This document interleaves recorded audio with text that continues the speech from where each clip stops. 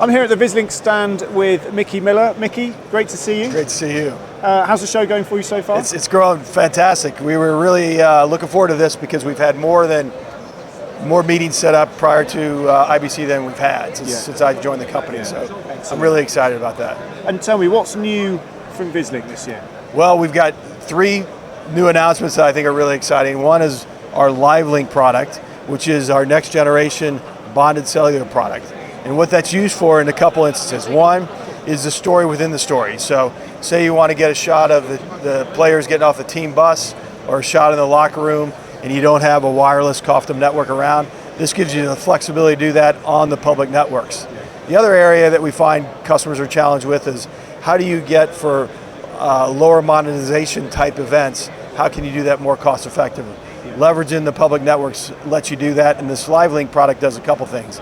It's double the battery power that we had before, multiple inputs, and that will carry up to 6 SIMs. So it's a great solution, very cost effective for those tier 2 events.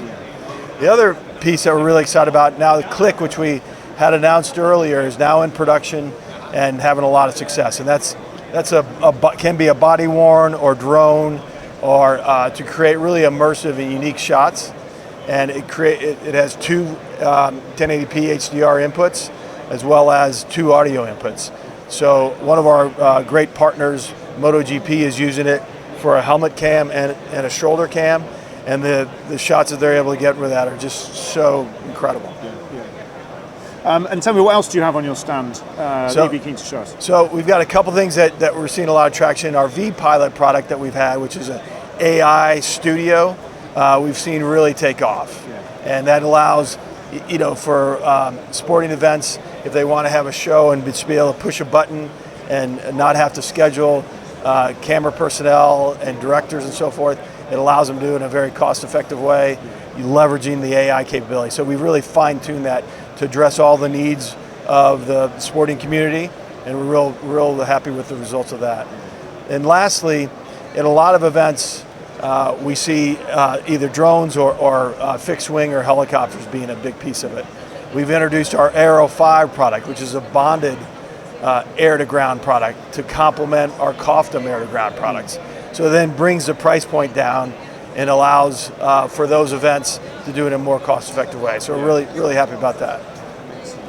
And what would you say are some of the trends that are affecting the way that content is captured and then distributed as well? Well, we've been talking about remote production for some time. I think we've seen that really take hold, and now it's more about, okay, how can I create more of a unique experience? What can I do to create some type of content that's very unique? And so you're seeing it more and more at the tier 1 events, and to do that you have to have flexibility, and you can't have a fixed line to it. You can't have a cord. So it really fits well with what we do to be able to get high performance, low latency with a wireless component. So you'll see, obviously ref cams, base cams, things like that. There's a proliferation of use cases leveraging drones or leveraging very mobile type elements to capture unique content that they can now tell the story in a much more different way. The other piece is, again, the story within the story. Having the ability to go on site to remote locations to be able to bring that content back in an effective way. Those are the 2 things that we see that's interesting, that is really helping drive new opportunities for us. Yeah. And then looking further ahead, how would you describe the challenges that are facing some of your clients and those organizations in the industry that you're working with? Yeah. The feedback we're getting from our clients, and our clients are both the outside broadcasting companies as well as the broadcasters themselves, and their situations are unique. I think in the sense of the demand for live content is still, we see still very strong. And to be able to bring that in a unique and different way, we see a lot of requests for those type of click type products.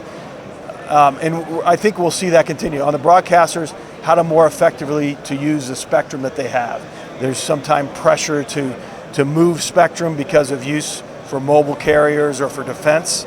And so we're working with those broadcasters to help put together strategies of how they can migrate and more effectively use the spectrums that they have available.